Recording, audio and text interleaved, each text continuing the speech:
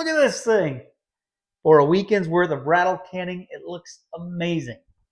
Nobody's going to confuse it with a pro paint job, but I tell you what, that color came out amazing. So now it is all painted. It's looking beautiful. It's time to get this baby back together on this week's episode, Big Brain Garage. Let's go. We've been breaking it, fixing it, blowing money down the drain, but thank God we got a big old brain, Big Brain Garage. Casey and Stoobie, Big Brain Garage.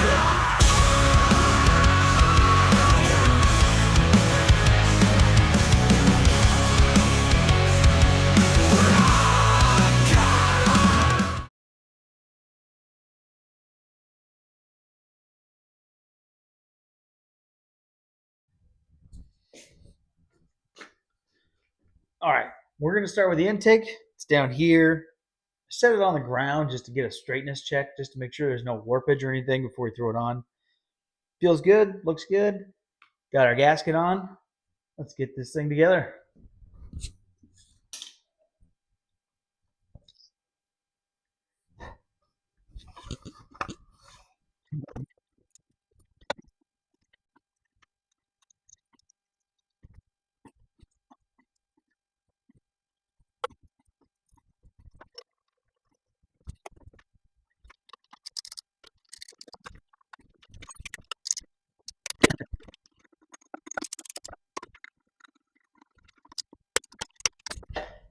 Now I can't get to some of the bolts on the bottom side of the intake. So I'm going to go ahead and use a wobble. But there's something you need to know when using a wobble on a torque wrench. When you're using that straight linear torque, you're going to get pretty close to what you're dialed in at. But the steeper your angle, more of that torque gets caught up in the knuckle there. So it's important to try and stay within just a few degrees off center if you can. If not, find a calculator online, or maybe you can do math. Here at Big Brain Garage, math is not our specialty. So I'm going to try and keep as small of an angle as I can while torquing these down. And then maybe give them a little security just to make sure they're on.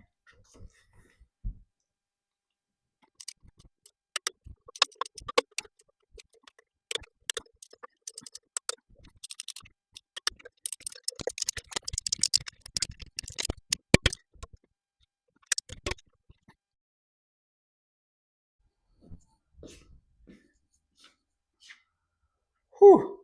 So before we threw this on, I was going to tell you to make sure you get your mating surfaces clean and ready. But as I looked at it, there was like cobwebs and boogers in there. And I wish I would have got it on video because I stuck an air hose in there and I launched, I don't know, ant boogers, spider, home, clear across the garage. So clean your mating surfaces and check for bugs, cobwebs, other unwanted visitors. Now I'm getting ready to put on the rest of the intake manifold. Something I've noticed here, if I can get it without blocking the light, you can almost see where a Dremel tool was right there. Can you see that little? You want to make sure your mating surfaces are clean. So what I'm going to do is add just a little bit of gasket material. Some people do this with every gasket they put in. They add a little gasket maker, but I'm definitely going to do it because I can see where there might be some light pitting right there. And so I want to make sure all these gaps are filled and it is totally air and fuel tight.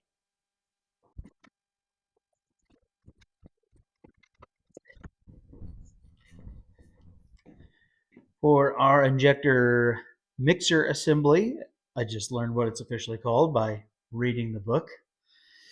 It says the same thing, 11 to 14 foot-pounds.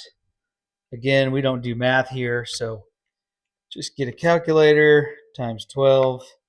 You'll find that's 168 inch-pounds.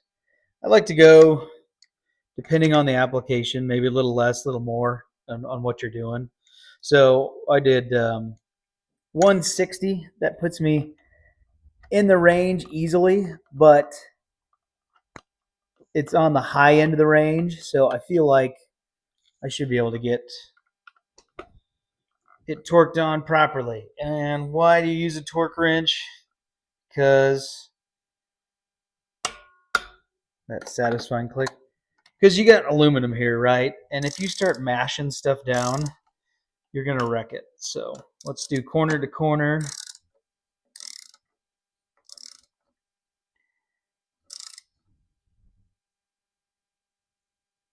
Click.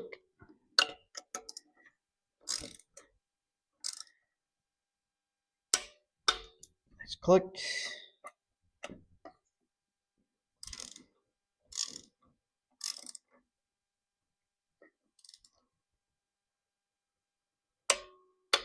Nice click. Okay. Mixer assembly is on.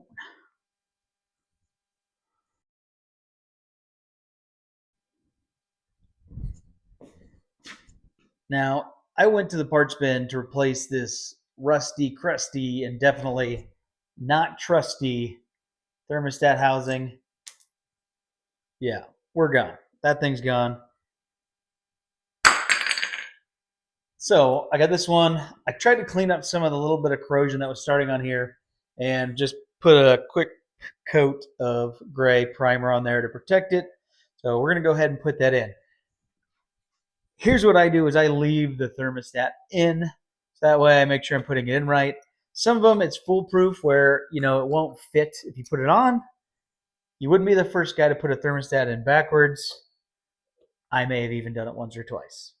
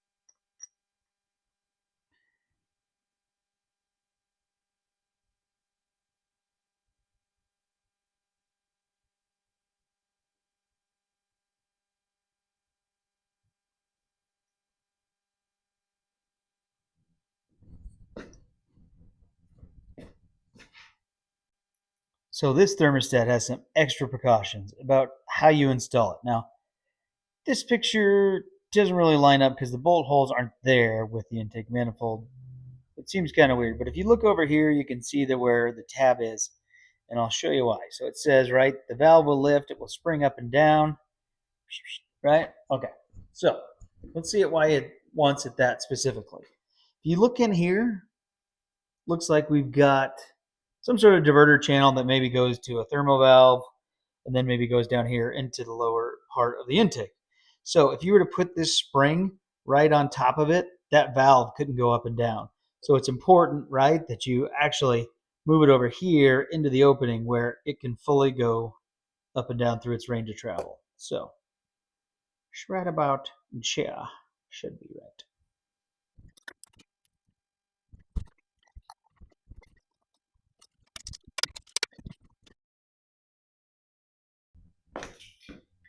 After Casey left, I took a little more of that base coat and prettied up a few of the brackets here. So let's go ahead and get this one on, the AC bracket as well as our alternator bracket on the bottom side.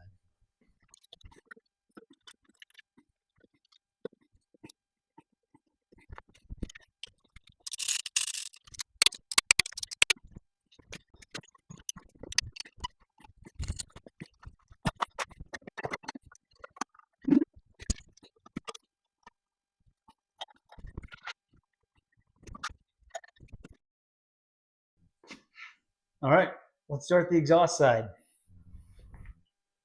Power steering bracket.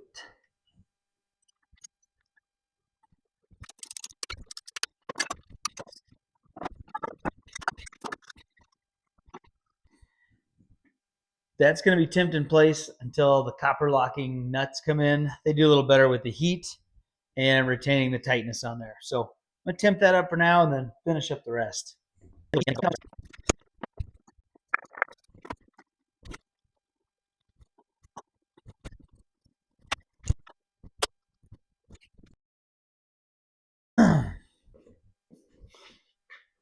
All right, we got some parts in from Japan.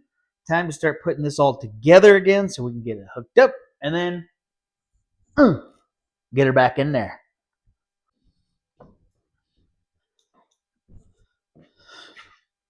All right, we're going to keep my ugly mug out of this shot, but we're just going to go over a few things we did here. First of all, flywheel had a bunch of surface rusted from sitting for a long, long time. What I did was just knock it down a little bit with some extra fine grit sandpaper. If you're saying, oh, I should take it to a machine shop, well, it's pretty flat, and the nearest machine shop is like 5 hours away.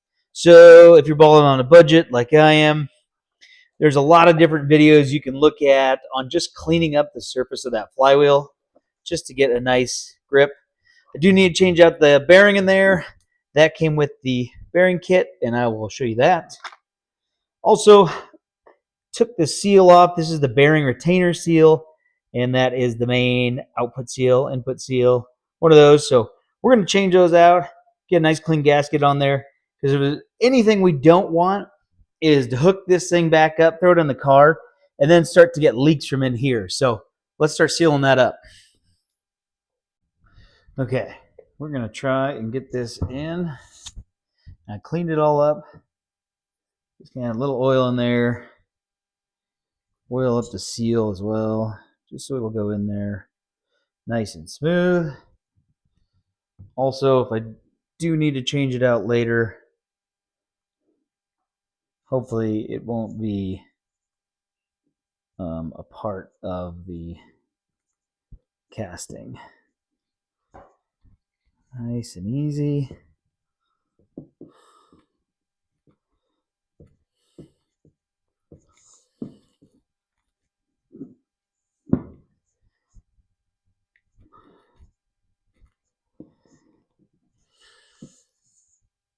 That went in pretty well.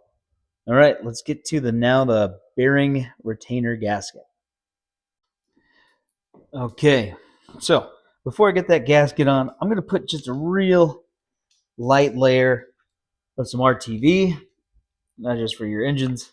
You can also use it in transmissions. I did spend quite a bit of time scraping some of this off here, and I think we're just going to put a nice little layer on there before we get the gasket on, just to make sure we got a good seal there. Make sure we clean it up good. We just got a bunch of oil on it, getting that seal in. So let's clean this sucker off real good.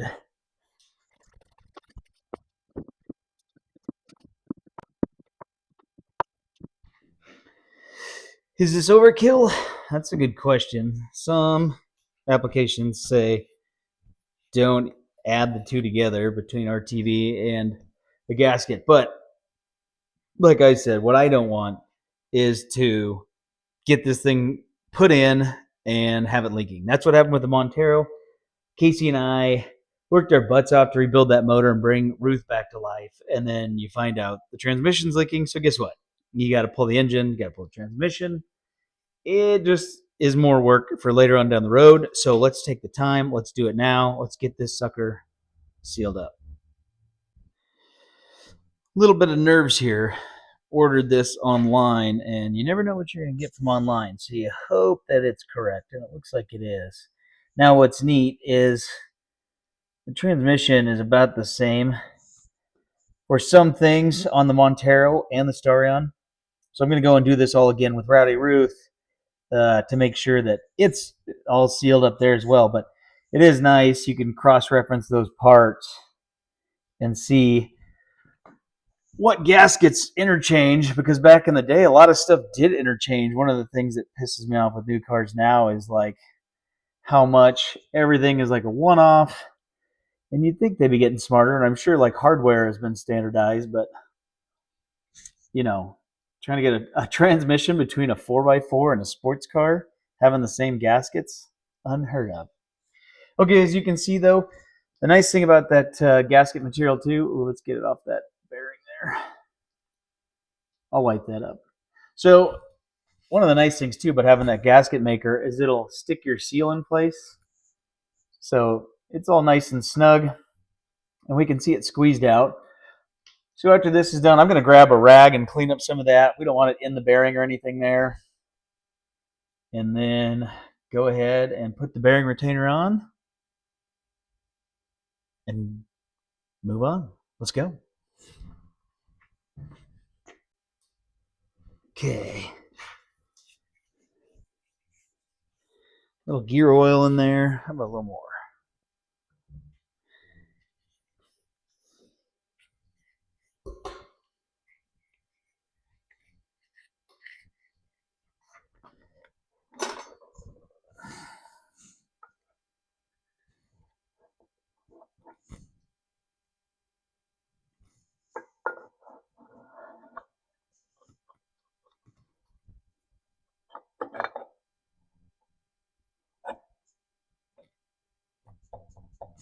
All right, let's torque it down. All right, so we've got our manual there. There's our bearing retainer. We installed that new seal, right? So we got here, right there, 7 to 9 foot-pounds, 96 inch-pounds. That is 8 right in the middle. That way, if we have a torque wrench that's off a little bit, we'll still be in the neighborhood. You know, that's a Schmarber Schmrate special. So Lord knows how close we're going to get. But we at least want to try and get as close as we can. So we got that 7 to 9. So we've got it set for 8. So this one is actually nice and easy to get to. So let's go ahead and torque them down.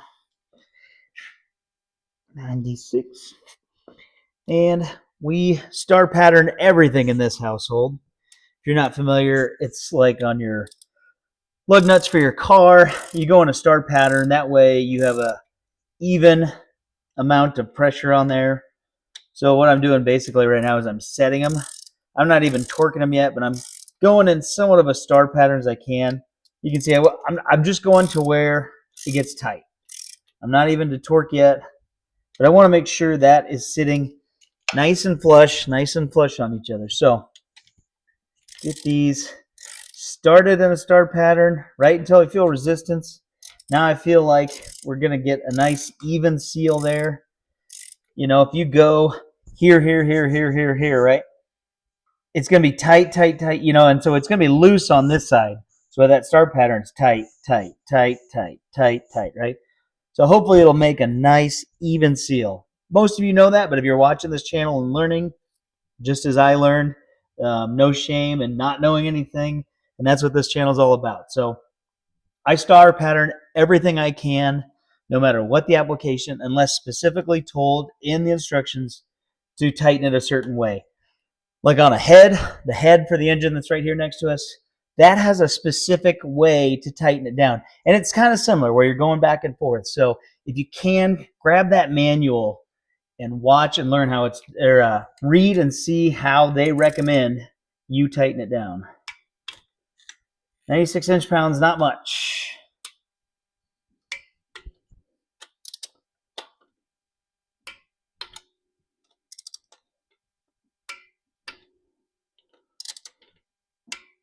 Now that wasn't really quite a star after talking all that up, but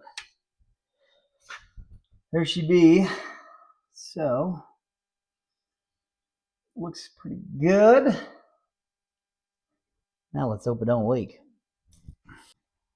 Okay, so before we get this install in, it says to lubricate the fork ball right there, where that's going to be right there, and then also inside the release bearing and on the shaft there. Don't be gross. Don't be gross. Okay, that's good. We're also going to replace that fork seal right there. We got that in as well, so let's get it all together.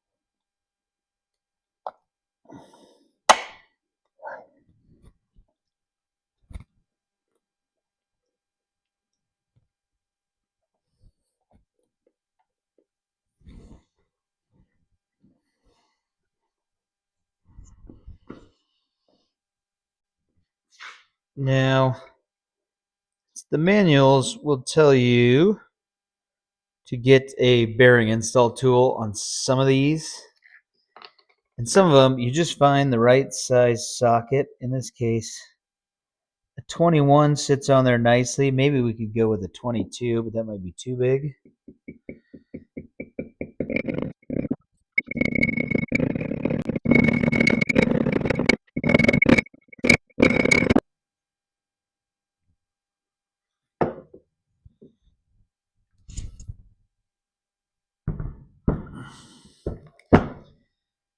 And it looks like we got it fully seated. So let's go. We're on to our next steps.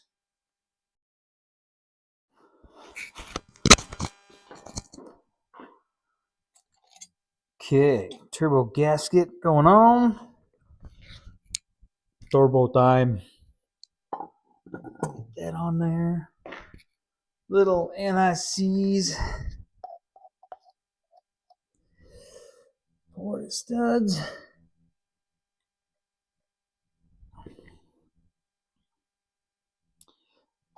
Like I always say, always be nice to the next guy because the next guy is probably you.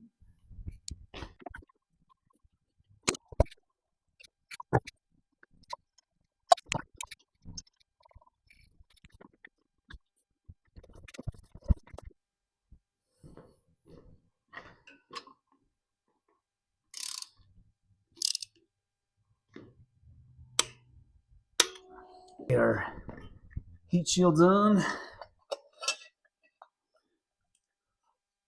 Tell you, it would have been a real bummer if I would have had to put the heat shields on before the turbo. But haven't we all been there before?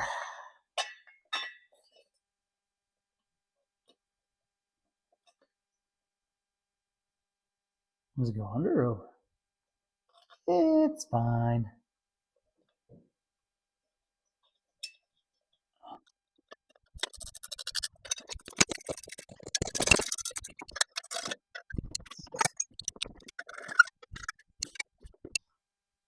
And engine mounts.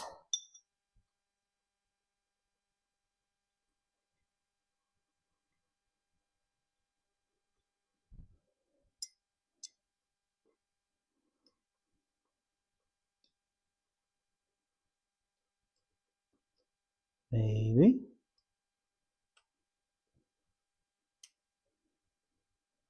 Maybe.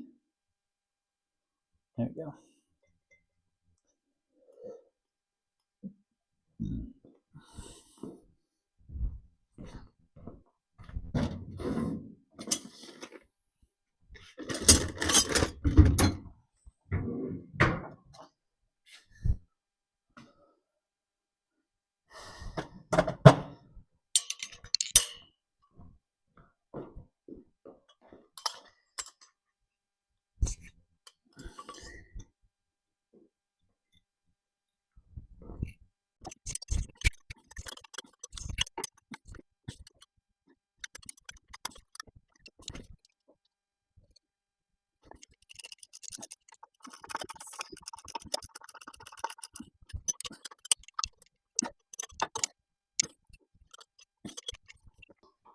All right, that's going to do it for this episode of Big Brain Garage and our Starion Sitrep. Tune in next time. We're going to get the engine and transmission together and into Star Pony. Thanks for watching Big Brain Garage. In the firelight, hear the metal scream. Together we'll build, living the dream. So raise your fists, let the engines roar. Two metal warriors forever, one more. Tune in tomorrow, yesterday, every day, and we'll